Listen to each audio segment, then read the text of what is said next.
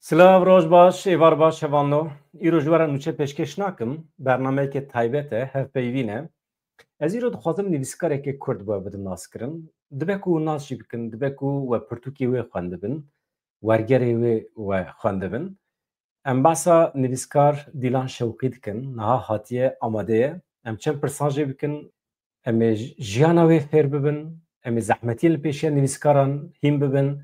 zehmetiyên wergerê çi ne? Merû wextê xizmetkarekî yan jî xizmetkarekê edebiyata Kurdî be, kîjan zehmetî têne pêşiya mirovan? Ev hemî ji Dîlan xanimê dipirsim. Mamoste bi xêr hatî?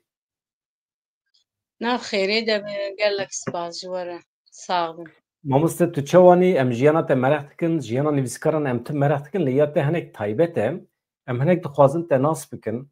Dîlan Şewqî kî ye? Çawa ye? Tu çawa ketî nava cîhana edebiyata Kurdî mamoste? Malbata me yani hinekî wek dibe numunak biçûk ji rewşa Kurda tevayê. Çawa tê ji mir bêjim. Bavanê min ji berî 105 salî de li başûr bûne. Aliyê bavê min. Ji başûr tên Bakur, bavê min li Bakur çêdibe. Paşê derbasî Rojava dibin. Ez jî lûr çêdibim. Ez malekê de xwedî bûm, em li ser kurdayetiyê û li ser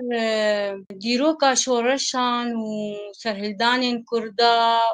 helbestên Cegerxwîn, bavê me ji bo kurdayetiyê salaniyê pêncî wan de ketibû zîndanê. Li berî wê nizanîbû, ji xwe ew ji Bakur çûbû nizanîbû û ne bi Tirkî ne bi Erebî yani Yani nizanîbû. beriya pergala Basiyan jî zindan hebû, Kurd tê de hebû ne? Tu behsa salê pêncî dikî kengê? Beriya pêncî salan. Pêncî ji xwe pêncî û şeşa de Partiya Yekemîn a Kurd li wir hat avakirin. Jê û pê dewletê dest bi girtina wan kir yanî. Çi kesê çalakdar bûn wan digirtin. Erê di dawiya pêncî wan de destpêka şêstî wan de ji xwe ew jî bavê min jî û apê min bi hinkî re yanî bi hinek pêşengê partiyê bûn bi wan re hatin girtin. Navdarek wan re hebû jê re digotin Dehamê Mîro ew ji xwe yanî serok bû jî serokekî yek ji Kurdwerekî xwanê bû. Bavê min li wê derê di zîndanê de fêrî zimanê Erebî û Qur'anê bû û tîpê latînî di zîndanê de. Diriya kê re? Diriya ew Dehamê Mîro re. Ew yê Kurd ê got di zîndanê de. Erê îcarê wexta em çêbûn em yanî hinekî em derî em diçûn dibistanê em dihatin em hinekî em me bîr bir îca bavê min ji me fêrî tîpa dikir. Tîpê Kurdî û tîpê Erebî, tîpê Kurdî û tîpê Tirkî ji me re digot. Ême derî em bûn me bi Erebî dixwin.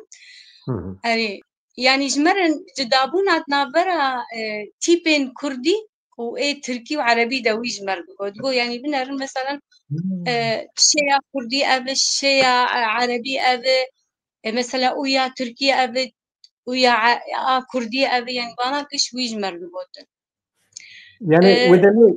ji wê demê ve ye hezkirina te ji bo nivîsandinê, xwendinê, edebiyatê çêbû ye? Erê helbet em yanî rola yekemîn rola bavê min bû. Tamam. û ji xwe bajarê me bajarê Serêkaniyê ku em tê de mezûn bûn, bajarek gelek taybet bû weya. Taybetiya wê pir bû. Yekî ji taybetên wê partiyên Kurdî tê de çar pêncek bûn û rêxistina jina tê de hebû. Yani rêxistin xebata jina tê de gelek bû. Li wî bajarî taybetiyek meydin jî hebû ji ber ku tê de xiristiyan hebûn, Çerkez hebûn, Çeçan hebûn, Tirkman hebûn û Ereb hebûn. Timî me xwe didît yanî em wek Kurd me xwe bi hev digir, me zanîbû yanî taybetiyek me heye. Erê ji wir de me yanî ew tesîra bavê min li me, ew tesîra derdora me, tesîra yanî kurdayetiya em di mal de ji xwe yanî ji xwe Kurd wextê ku di mal de bin, ku zimanê Kurdî deng dikin, bi stranê Kurdî gudarî dikin, يعني تشبهير كادا بحثا كردايتية دبي بحثا شورشا دبي بحثا سرهلدانا دبي بحثا خوشميرين كردا ايغو دوختا سرهلدانا دا وشورشا شيخ سعيد وشورشندن وسربيهاتين كردا دبو أبانا كش دكتن كمبيوتر عمدا يعني ما أزو براي ما أوجي براكي مجي أوجي نبيسكاري يعني أم بوان تأثير دبون لگوری مروی ما باکوری کردستان زیادتر شانسی و هبیه هون سر وقت ببین جو مسئله کردستان جو مسئله ادبیاتی مالا و نزدیک سینور بو اون چون سر سینور دهاتن بسری کانی باکوری کردستان یاره برکو سری کانیا جیر و یا جور به هوانه یعنی عین باجر اره او لفرسر خط بوج مرد بوتن ام بنخطن يعني سري ما بنخطبو مالا ما يعني مالا بابي ما ننزيكي سينور بو د اورتا باجير دبو ل هباني ما قال لك دبر سينور دهبون يعني اني در باس ندبو الا ام دچون كوي داري مدديت وقتا ام دچون مالاني هبالاني ما جخوا سينوري نابرا باكر و باشور ده باكر و رجاوا ده خيابو تيل هبون او تيلان السنو او سينورانا خيابون يعني او قلوبي لشكرا واتشتانا كش خيابون اري اري ام دکارم بحث خبات يعني نویسکاری بکن هدی جارا یکم پرتوکا خواه یا تورگران کیجان پرتوک بو کنگی بو گلو جارا یکم تدس بکر ته پرتوک ورگراند یان ته بخواه پرتوک نویسان مامسته نا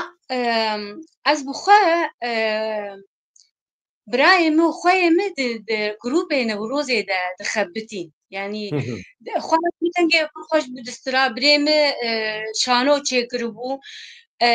إيجاري بريم جمرة دقو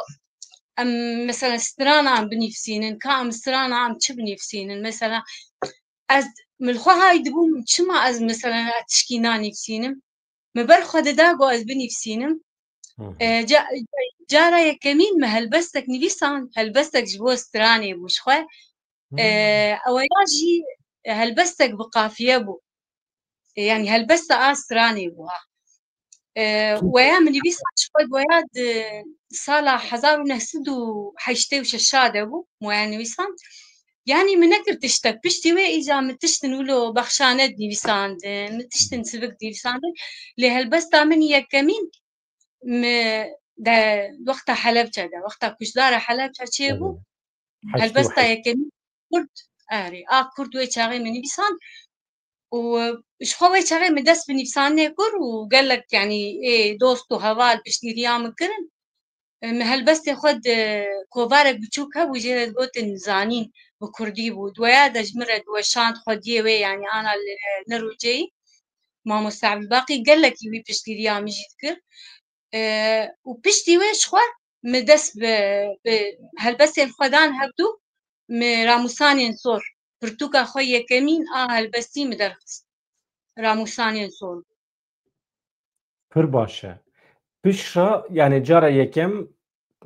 تبلیبونا ته یا نوا جیهان ادبیاتی به پرتوکا ته یا راموسانی سور دست بکریه باشه جی تو عربی هم بوی تو عربی دبستان دولتی فیر بوی ای پرگاله هربت هم تشون يعني بستاني متى تبع عربي بو كردي تنبو كردي وقت مقول أشخرة از يعني أستير بو عندنا كردي جمة تنبو برتوك يا صاغبو ورقرا مني يكمين برتوكا جاقرفين بو جينو قريا من لسويدي تشاب بو برتوكا مزن بو جسدرو بلبو جمرة يعني دوستك جمرة آني أو بكردي بو وجبرقو الجمع خلقي ما يعني بري في شغلي بين صالوانا بكردي قال لك يشخوا كيم يعني بكردي دنگ بكرن لي بخوندن يعني بيتر بعربية سامو جوانره مرة قوتن كا تنا تشر يعني هند بين تشي هند برتوكا جاقل خوين ورقلي من زمان عربي رابو أزو خورتكي جوان هيو أو جسري كاني بو خورتكي يعني هجابو من هوي أم دسي چار ماها أم ما أو برتوك ما ورقرامت ومدا چاپخانه ئەو ژیل دێرکێ بوو چاپکردن لێ مخابن چاپکردناوێ گەلێکی لاواز بوو تەبی ولۆژی گەلێک ژێ وان قەزەنج کرد یانی ئێمە تفێدە نەکرد لێبەری دەماکێ علمژمر هات بەری هەفتیەکێ گۆوێ جارە دودیا وێ لێبەگەرن و وێ چاپ بکەن لە قامشلۆ پرتوکا جەگەڕخۆی پر باشه باشه ادی دست بکر ایت تو بگرانی رمان دنویسینی یا تنه هلبست دنویسینی ما مستقیم ئەس خوا ژوێ چاغێ دەش هەشتێ و هەشتادا ئەس هەلبەسی دنویسینم و یانی وزانم هەلبەژی حەیا مرنێ یانی وەختێک ژێرەتنە ئەرێ لێ ڕۆمان ئەس 2013 دەم دەست نویساندنا ڕۆمان 2013 دەم نویساند و 2000 يعني حياني كواز متشانجي دوستاركا جبر تجربة مني آية كمين بواز قالك بترسبون شان قالك حب خوندن وحيانا رينا خدان وحيا مشانجي آبستارة وشابكر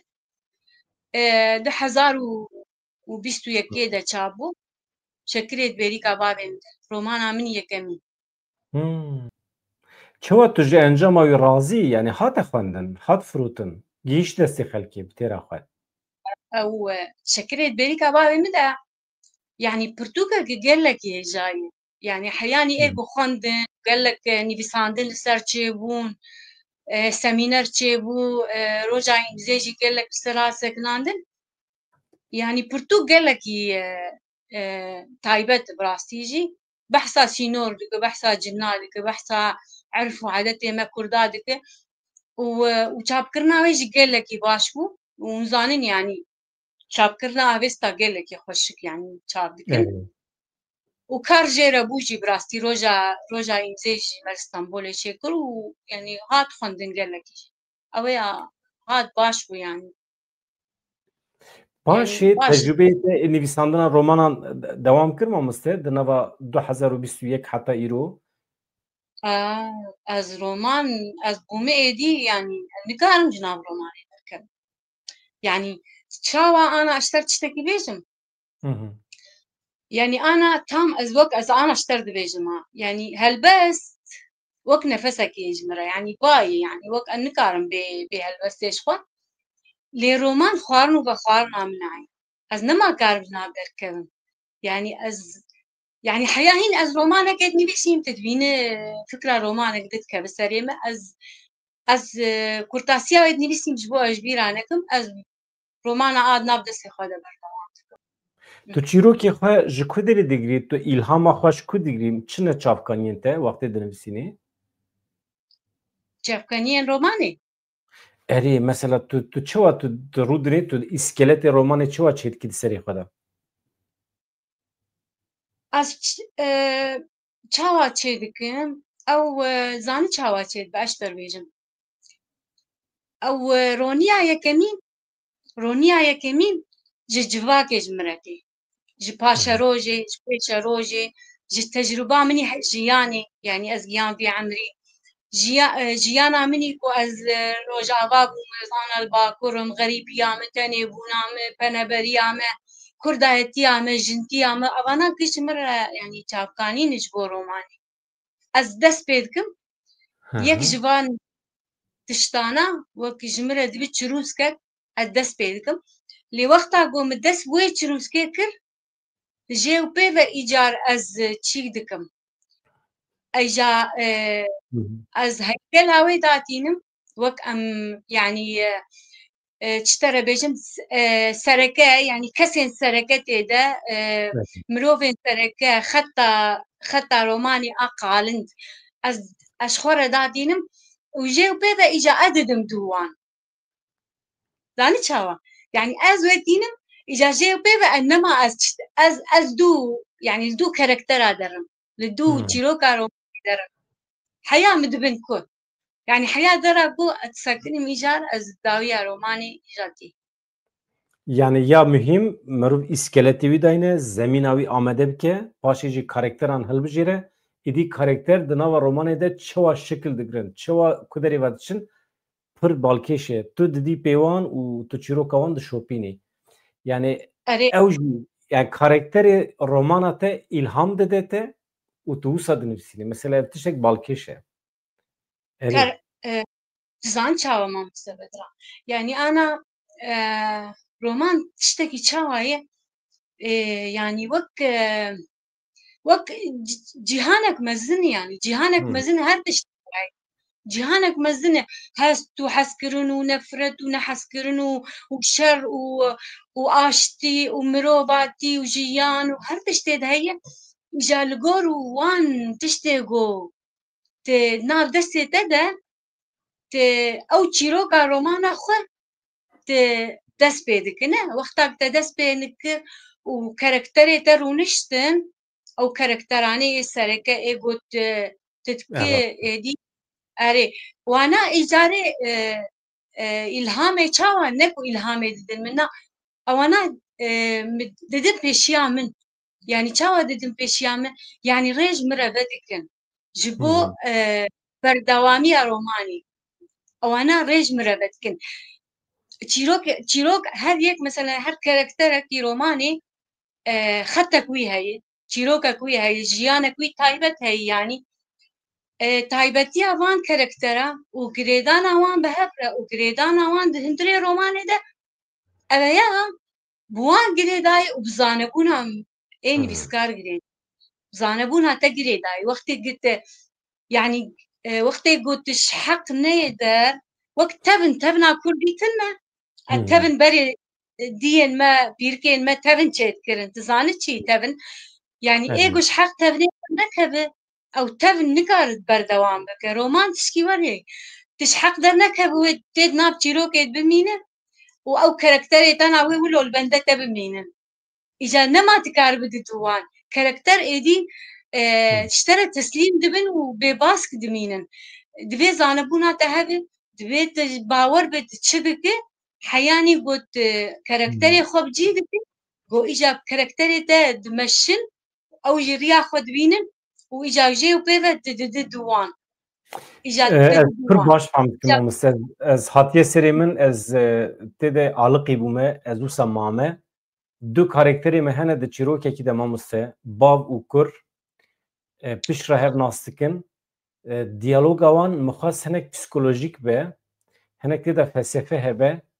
ama mikir nekir pêş neket her du karakterê min jî li wê derê mane li benda min in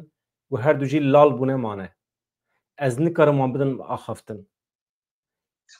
ez pir li çavkaniyan geriyam min pir xwend pirtûkên psikolojîk mixwast ez biaxifim bi hin hevalên xwe ê şêwirmendira mikir nekir diyalog çê nebû binabera bav û kurda wisa mane li benda min in rast e bandor li min kirina ez divê ez wana bidim axaftin şeklekî ji bo çîrok bidawî be ê min tu bi a me dikir tu şîreta me dixwaze yani şîreta min ye 12-13 sala ez romanê divîsîne tu der ji wan bihêle heya tu bide duwan wek ana meselen tiştin tu divê ez xwazim tiştekî bînim bîra xwe nema tê bîra te bihêl ew ê bi xwe bê bîra te evana jî her karakterê te na te diwestînin tu der ji wan berde tu der ji wan berde ji xwe karekî dibike tê bibîne got xwe îca bidin dû te wê dê ka wer te melkûhîşt te bala xwe dayî çawa wê werbikin yani rast e mamoste tu hez dikî ji tekîliya bi însanên cuda re mesela cîranên te hevalên te cana kesî ku tu nas nakî tu bi wan re dikevî nava sohbetên kûr jiyana wan a taybetî dipirsî yani canan tekîliya te bi însanan re çi ye normal pirsekî psikolojî tij me dike ha ez zane ez yani peywek tirkayê divê merakli me li hed îca ême jî em çawa ez terbêjim yani ez hez dikim mesela carna mesela hevjînê min hevjînê me hindik daxife yani em carna mesela em taştê dixwin tu dibîne yani behsa tiştekî dikine ez didim dûwî bêm katê tê ille ji mir behsa vê meselê bike ka çima çêbû çawa çêbû eveya zanî çi dike eveya ji mejiyê min zengîn dike ez dikevim çîrokê xelkê ez dixwazim bi xelkê dişî re bidînim اتخوازم ناس بکم مثلا بری دما که میوانی ما هاتن جنک مزن بو عمري دور حتى 5 سال بو جمره بحثا سويتيا خكر جو اسوي بوم يا ممر بو قلت متام از خودي كرم بالكيش بجمره افجيروك الكيلك عير مشتم مگو متى تهيك چاوا بو قال لقي باش بو مگو يعني چاوا باش بو قال لك ايش محذكر يعني اف ما دبالا مدى جبر مقلك جارم بحثا ذي مسألة نكرينا يعني بحثا سويتي أبياج مركلكي مهم تبي السربية بسكن جبر بيكي از تخازم بخلكي رابط بستين يعني أتشيروكي خلكي ناس بكم از بلكي كوير ناكم ها يعني وقت حوالتي از زوب زو يعني باوريا خناتم كسي لي از حزكم كل خلكي بداليكم از بوان ديشم يعني از ديشم وك عادتي از ديشم دلي مديش البرشيروكي وان البرشي وان حياني از جانا تين مالي او تشيروكانا بمرتين مالي يعني از بشبه ناف جاد ادبي ابي اتشاور بو يعني از بوان قالكي تاثير دون باندورا وان المقالك شيء مامۆستا هایا هێڤژینێتە هەیە تو وسا حەیرانê nivîskariyê yani aşiqê xwendin û nivîsandinê yani ew heqeten yani serwext e yani di firqê de ye ku tu ew xwesa ji vî karê hez dikî. انا بنا مامۆستا بەدران انا ji bo jina Kurd û nivîskar تزانش غيري زانبوني وحسكرني او هوبيا وي تقو دس بيدكي اجير السربستي دبي او سربستي ايه ما ازقلكي بشانس بون مش خوا اجاركي وقتي امل تشيكي بون روجا يمزيبون ام تشنجن رونشتي بون جنا بحثا جيانا خوي بريد يعني تقو مثلا مدي بسان بابي ملمت خص بري ملمت خص يكي تقو زلامي ملمت خص هبجيني يعني ناهي لرينا متقو ايه ما زنو سابو تقو تشاو متقو مثلا ايه از بتشوفوا مين حجدان وز الصالي بوم حياة بوم بشبي صالي جي مثلا هوالي مني خورتها بوم بابي من هاد دريبة كرت تقو مرحبا جور قال لي خورتا سلاف داود تشوف ابيا الشنصي ما هبو يعني براي منها براي منا شانسي ما بلكي براي مجمع ماستر ونا هنا كي ستمكاري المبكرانا براي مجمع بتشوكت بمن كاري أبيك ووقتها از مزوجي مجي زلامي مجي قال لك يعني البر روشة مدك هذا وقال لك آلي كارب مرة يعني قال لك آلي مدكش خو آلي منكرا من رومان كاري وساندا وتفت بيتام تشتا قوادن تقول مامۆستا pir bi tesîr e çawa mesela hin bûyer hene hin hereket hene li deverên cuda ê cîhanê weke sûç tê hesibandin li deverên din jî weke sebebê şahiyê ye ciyê kêfxweşiyê ye mesela keçikek 20 salî yan jî 18 salî bi hevalê xwe re tere bajêr digere normal li dewletên weke Afganîstanê İranê dibe sebebê kuştina wî keşkê jî ciyê tu dibêjî ciyê ku lê medeniyet heye bav dê şa dibin ji ber ku keça wan mezin biye êdî bi xortara digere tiştekî xwezayî ye û dilê wan pê şa dibe ji ber vê dibêjim sûç şahî kêfxweşî xemgînî li gorî coğrafyayê diguhere tu çawa dibînî vê meselê لي از كارم بيجم سدي حشتي كردي مجد وي آلي دا نسر بستن يعني مخابل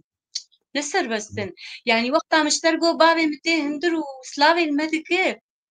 وقتها قو منو رينداركي بهبرة يا منو خورتكي ببينا ام جابدو حزك ري نادمن يعني ري ندامن ياوي جبر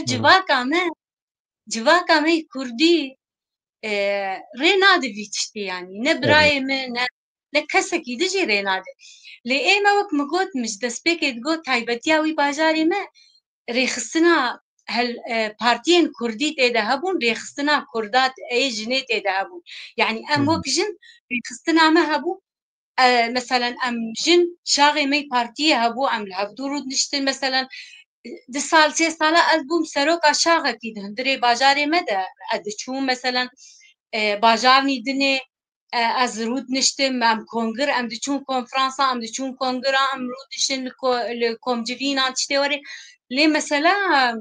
تكليا تايبت ام كرد جي خلاص نبون تنا جماعتك شوراش چه نبیه او قص سربستی چه نبیه نا چه نبويا و اشتكي ديش اشتر بيجم حياني تكليا آد يعني ميرو جن يا كتشو خورت هندري ريخسني دجي قال لك بابا رينا دا كتشين خوا رينا دا تقول اني شا هني هرب ميرارة روني يعني ليه اشترك بهم ازيك جوا كسانا بو گوشن سيمها بالبابي مجي وقت هن نبابي متني ها دوي باجاري ده هن كيدني جي وقت بابي هبون گو كچكي وان تفقرني كردي ده خبتين ونفيساندن براي وان آلي كاريا وان دكر ليه ليه مخابن يعني أبين جمرة تمية قد أخبو يعني أما مامسته وقتی که تو دمی و ایرو ددی برهف مقایسات کی فقط چه فرقی هست ایرو وقتی که هم دبینن که لروجاوای کردستان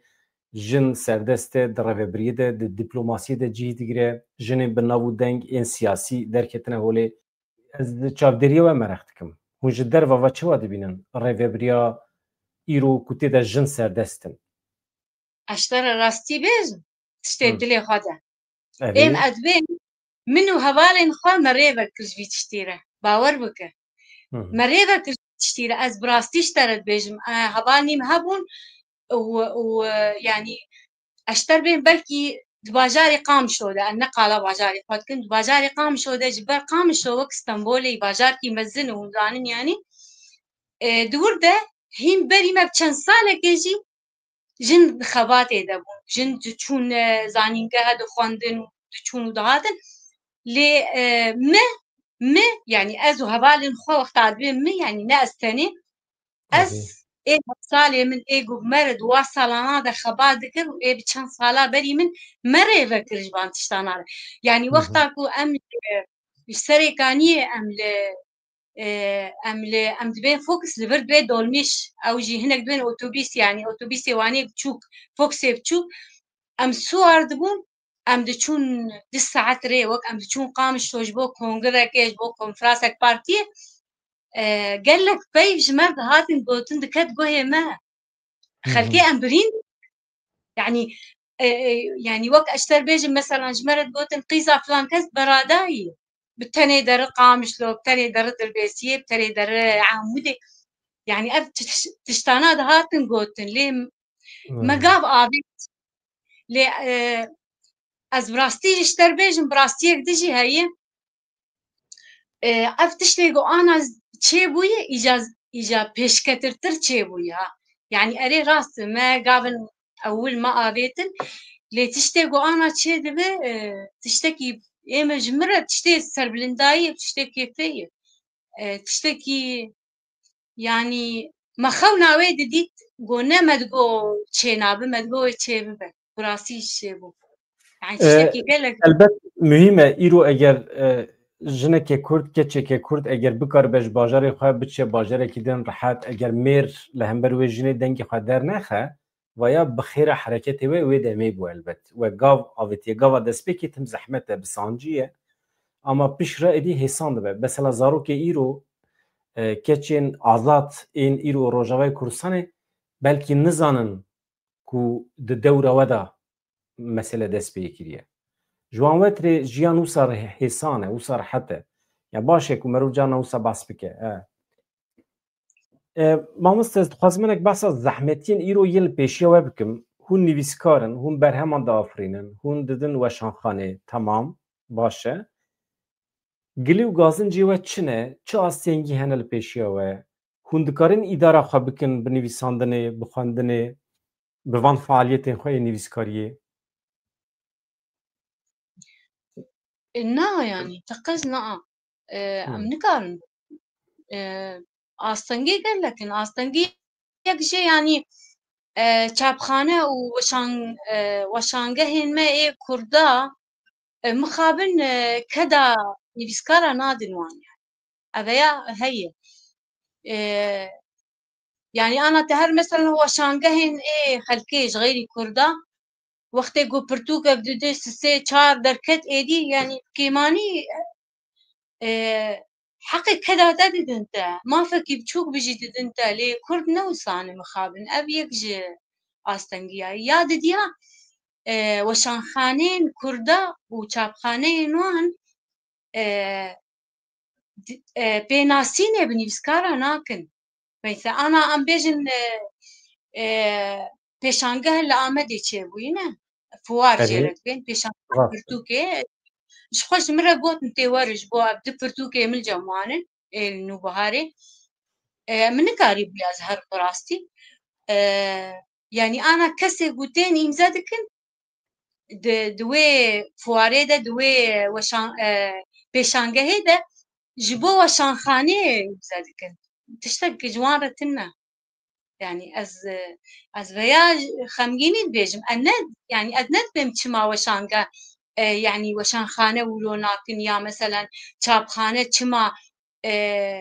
پراش خورد بن ايوان جي مصروف خود بن لي تشتي اتخوازم بيجم ج ج ج دفي قوهك جي نادن بيسكار وقت بيلك مي كردام بيجن يعني أبي تشتك نام افجي هي وتشتكي تجي هي يعني وشان خانين كردا او جيبوني شغل خال وخارزه يعني بيتري وانها بيتري وان يعني نل نافاروكي دنرن نافاروكا برتوكي يعني كاف برتوك ويتشل البرتوك خانه كردي زيده بك ويتشل شان خانه مهد وشان خانه مهد ويتشل مزيده بك اف برتوك نا ويا هناك البري خد نرن بوبشقاسي وي برتوكي تشابكن هنا نجي نویسکاری وان هن مربی وان هن وقت من قلت يعني بيبك مي كردات بي خال وخارزي يعني ناسي وان هن جوان رچاب دكن تورپیله يعني هم تورپیل دکن هم جی لکالیتا برهم نانیرن حیفه نا لپیاسا دارن وقتی کو راست بیجی وقتی کو وشانخانه کت پیاسای لگوری پیاسای بمشه کالیته نانینه جارنان راست برهمک پر هجا دنویسینی اما نل گوری پیاسایه دبکو انسان پر بالا خانه دن سری بلکه نل گوری انسانان به لی د عالی ادبیات ده برهمک پر گرینگه و دمی وظیفه و شانخانه کوی پرتوکی چید که بلا بکه به انسان بده خواندن رکلامای بکه قنال وکی ایمه تلویزیون دا در بخه مثلا حتی نه ما مست تو و شانخانه کی تلفن من نکریه مثلا ایمن از روزی خطاب 30,000 انسان دیدم نه و شانخانه کی شما را پرتوک نشاندیه اینش تلفن نکریه نگوتیه یا ادخوازم ببین میوان ادخوازم نویسکاری خواب دم ناسکر مثلا یک درکه ولی سر ناوی و شانخانه کی نه یا ببیجه دیلان شوقی اف پرتوکاوی هیل جمع وسا نویساندیه کالیته وسایه اگر هم بخورن هون وانتشتان جه دگرن هون وان فایده ان جه دگرن ناده ناسکرن وقتی نده ناسکرن چه و انسان ته ناس بکم همسته مسئله و راست بیجی یعنی وظیفه و شانخانه یعنی نویسکاری خواب ده ناسکرن يعني از بيان نقطاكي الفيزي ده بكم ايما از بلكي بريجي مقوتي از ايميس نخوشيا ايميس مريه از كتم نخوشخانه شخو خطي قالن دي اي نخوشيا من خلقي قومت نخوشخانه دديتن قش بالا مدى تشيبو از هات المال مدس نفسان نكر من نخوشي دا ناس كرن جبر نخوشي قالكي مخاطرية وقالكي تهلوكية او نخوشيا ايميس ايريشي مروفا ديك يعني وقتك دريش حياة مربي درد خيني قاب نخوشينا مخابن وقتك مشان چابخانه را چابخانه پرتوکانو جمره گوتن مشان وشان خانه بری جمره گوتن ناوی ده نخویایی ام نکارن چتر الوشان خانه چاب بکن گولی چابخانه هی ته پری خو چاب بکن ام پری خو مچاب کر نکو مچاب نکر لی کل عام متخواست اف پرتوک بخوندن جبو خلق ناس بكن قاسي ابنا خوشي تهلوكي جبر بجوانا رتشيد به ايما اس حالات استثناء بو قب مزنايب مرتشيبو او دا عمري بيستو بينجا حياة شديدة تشيد مخص مثلا وشان خانة تشاب بكن جبو وشان خانة دچن يعني الفوارة البيشانجه برتوكا بلادك الخلق بيتر ويبخوينن مخابن تشاب خانة جمرة تشاب كر او برتوكا ما يعني بلكي ده إنسانا جي نخوندي وبرتو كامل يعني بالا خو بدي گرنگیا تقال کرد گو قلیته و گرنگیا ناواروکا پرتوکا گلکی گرنگی يعني مهمة لي أوك يعني اللي تشيكا خد نرن اللي بيريكا خد نرن يعني وي گرنگیا پرتوكا يعني ونه ناب نانرن يعني قتشاب ببن كان نبن از نما كارن بسكنم از نبيسينا از أنا تشاب نبن از بشتي مرنا من وي تشاب ببن يعني ما مستل الروجاوا تونه وشان خانه الروجاوا كردستاني وشان خانه كتب كاربي بوارا لهف بكي وشان خانه الروجابا قال لك الروجابا اشتر بيشم شاوايه وقت أنا قابلني بشترقو أبشتغالي روجابا صد سديدة تكرن وقت مقول شغلي خال وقارزي يعني دفيت مرف كيتا ناسا كيتا دوستا كيتا تدوي بارتيه دبي تقلك ينزيكي وان بي حيان اشترى شاب بكن يعني نل ناوي تدنر قو مثلا با أنا مثلا إيه ما أزبو ما أنا ده برتوكي متشيبو نابو مانو هلبستو والقريدة و ليه يعني نظام ايش يعني ناز ايش بحال بكي نا بوتنسيال كي مازن هي الباكور الباشور بقاسي 30 مليون انسان دكارن بخونين نورمال كرمانجي بتيبين لاتيني يعني هي يعني انسان هنا دكارن بخونين هنا مرو بده ناسكرن امكاني تشيد بيت بخوني مثلا نيفيسكاري روجاواي كردستان تو قد دخوني قد تدبيجي يا دشونا نيفيساندني كا از بچم رونم رومان بخونم ما وقتها كده ما بنقهت شيبو يعني ما أنا وقتها مرد اسمي نيفساني روماني دكي تقجي رومانا خورت يعني رومان تبقى ند عاستا كده وك هلبستي وك تيروكي وك يعني جورين نيفساندني ينجشي وي هنريجي تبدأ ند عاستا كده اللي تبخازت رومانك تايبت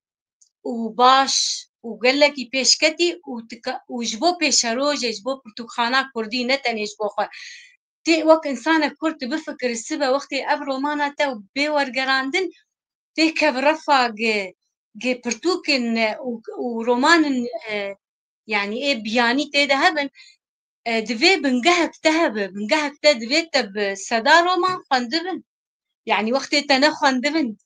هما ما جبر خبا والله استيكم هندر از هلبسبان بمجي برا از هلبسباني بينجي سالي بمجي قم فرتوك ورومان نخوندبن هما ازبور چيروكي ديامن وبيركامن وچيروكي ايگ چه بونه از كارم روماني بنيفسين نا دفي بنقه او بنقهجي بنقه ساغلمية وي بنقهجي وك انا تابهي كلي دكي تشتي مهم زانتشي تشتي مهم هالسنة بري مرة هالسن قريد او هالسنة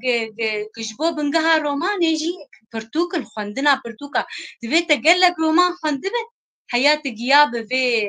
باوريه قلت تدخل ببين تقارب الرومان بسينا جنبيسكارين كردان تو كيدا عجبيني يكوت بالات دكشينه هنا جنابا كردان اشتر بيجم يعني اشكيرا دخين بيتر كيف عم قال لك يج روماني حليم يوسف رتي يعني قال لك روماني خوش كيف مش روماناوي زان شاوي رومان حليم ولود نزيكي جواكي نزيكي مري كوربونا تيدا كوربونك جو مروبي كرد جيفين بك يعني مروبي كرد خنده ونخنده جيفين بك ودهندري جواكي دل كبن تشيروكين روماني كيف عم قال لك روماني بيرتي ادخوينم براستي روماني جاجبر كل أوروبا دجي إمكاني وهي رومان خاورجرن ألماني جي زمان بياني جي أو تورجراندن جي برتوكينوي راسته أو يعني مثلا ورجراندن يجي جريداي أو جي ما مستبدران جريداي أو جي بتكلية يعني أنا مثلا إيه رومانا شكرت بريكا بابي مده براستي مش خديه وشان خانه رگو تزانه مگوچه پشتی ها چاپ کرن و گلک حبا خوند و نویساندن لسر چه بون و سمینر گلکی چه بون مجيرة مگو إيمه أنا إيمه خودية مهبن دبي أب رومان عمه دبي خلاتك جهاني بستينه رومان يعني رومانك جناب رومان نأز بيجم أب الشعدتية قال لك حبا يكج رومان كردا إيبو دبي براستي بقه ليه مخابن يعني وقت مقول جيرا ناسكرن لازمه ناسين لازمه بناسين لازمه دبي تكلي قل سوره مامسته چند روپله رومانته یا شکری بریکا باوی منده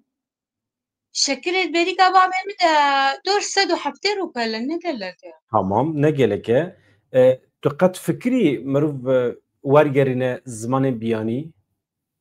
أنا ورقريا زماني عربي أنا زماني عربي ورقريا تي زماني روم بياني ez dibêjim mesela İngilîzî mamoste milyar û nîv însan İngilîzî diaxivin milyar û nîv مجيكيرا قوت يك أدبيات إنجليزي تباكري يعني خلاص كريه مجيرا قوت يعني مقو أتخوازم براستي أف رومانا مو ورقر زماني إنجليزي و خلاتك جستند إيما أس خلاتي ناخوازم يعني إيما حياة بي درجة ها أتخوازم رومانا بخوندن أنا دردي متزامت شي ما مستبدلا دي هالبس دجي ها أزولوم ودرومان دجي دردي ما أدبين بخوندن وبين جمر بيجن أفكاري تبكير ناي لي برا بخوندن الدردي ما أبي أتخوازم خلت لسر بسكنن رخنتشي ببج هفكة بأو كاري من أف دردي ما أبي لي مخابنا وياجي قلت إيق مجيرقو قو أري أز يعني مأزوني أدبياتي ملي أز يعني تشتي قو أزانم تيرا قو أز رابم إيرو رو رومانكي قلتا هدف داني جبو خاطري خلاتك بسينة أز نكارم براستي خوابدن بر إيجاري ما النظام پیش روزه ده بلكي هناك جي حزبكن karê ورقرينن weşanxaneyan e weşanxane dikarin pirtûkên xwe wergerinin İngilîzî û jê fayde bibînin مانه بابا دني مشتر قوتش مانه مشتر قوت دردي ما أبرش خواها يعني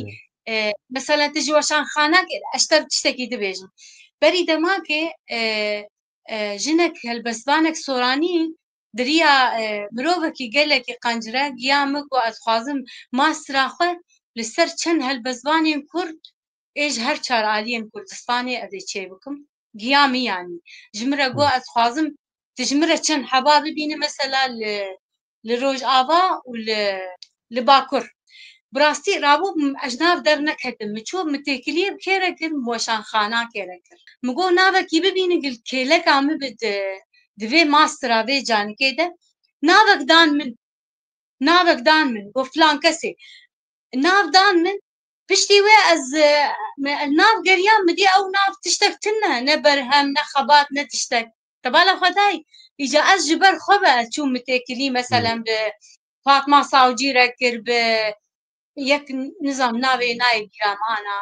وسيحة بيدركر وجانا سيدة وانا متكلي بوان ركر بالا خبده يعني باوريا مرة نايه جبر اواناجي ناس هن دوستي وان هن مروي وان هن هر يك جوان راه تخبتن يعني مخاطر mamoste imkanê te heye tu ji me re helbestekî bixwînî eger tune be ne mesele ye نا چما تنازي بخوينم هلبستك هي كرد سر بنابرية وهلبستك هي بنابي أبيندارية بس كي جاني بخوينم evîndarî باش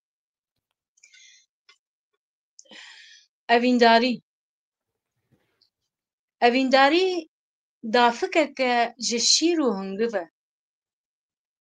زیندانك بيبانية ديواري وي هفير ميشن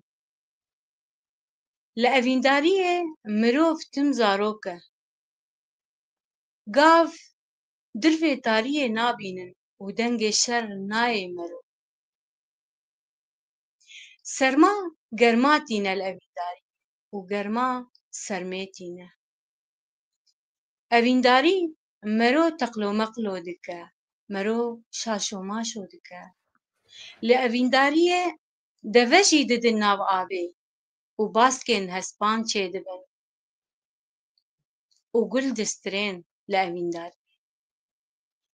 تشتكيكو نەخواردنا wê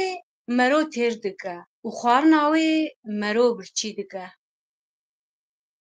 Evîndarî doşegeke ji afê û ji masiyan e. Ne mero dixwe ne mero davêje. Evîndarî qirpacek ji gulan e. Mero nêşîne lê difetisîne. Barana havînê ye. Roka zivistanê ye evîndarî. Mayîna biharê ye. Payîzek cûn û şîrke û şîn e. Evîndarî dûriya min û te ye. Nêzîkbûna bêriyan e. Evîndarî pisîkeke spî ye û çêlîkên wê tim spîn e. Goşiyek tir ye li ber nigê welatekî nedagîrkirî tê xwarin. Şiirek pir cuda bû. Mala te ava Belê. saet xweş. Saeta te xweş. Pir erê bi şeklekî cuda hatiye nivîsandin heqeten tarîfa evînê dike. Mamoste tu hinek behsa berhemê xwe bikî, pirtûkê xwe bikî, tek çi berhem wergerandina Kurdî? Berhema minî a wergerandinê yek jê acêka xwîn bû ji xwe jînûgeriya min. Pirtûka didwa a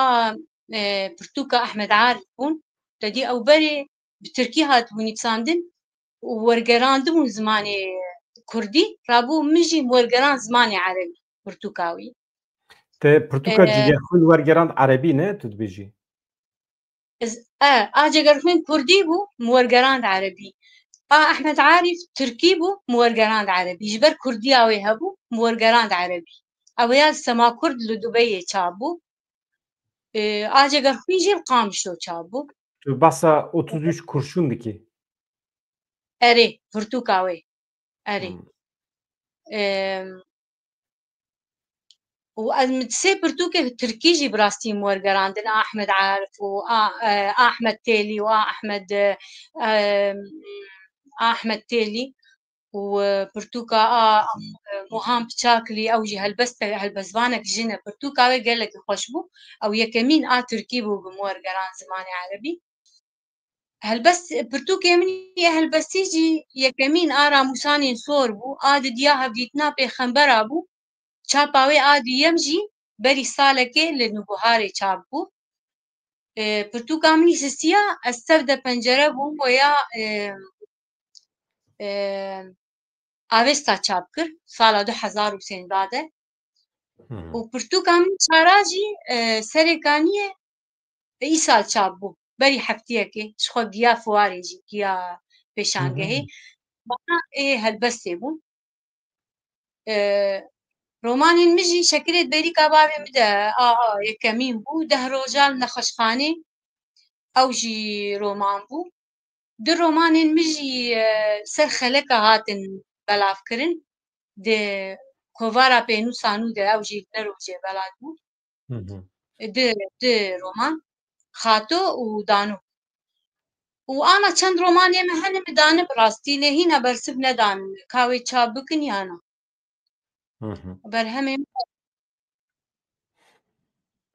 Te pir tişt nivîsîne yani heyf ku milletê me hay jê tune ye. Ez hêvî dikim bi rêya weşanên me însanê me biçin, bigirin, bixwînin jê fayde bibînin. Ancak xwîsa me dikare bike. Dîsa jî dubare bikim kêmasiya weşanxaneyan e. Nivîskarê xwe bi têra xwe nadin naskirin. Mamoste mala te ava tiştekî lê zêde bikî, tiştekî min ji bîr kiribe bipirsim. na yani evet tiştê te xwest te pirsî. Gelek spas dikim here bî. Sağ bi saet xweş. Ez jî spas dikim. Zor spas ji te re. Mala te ava.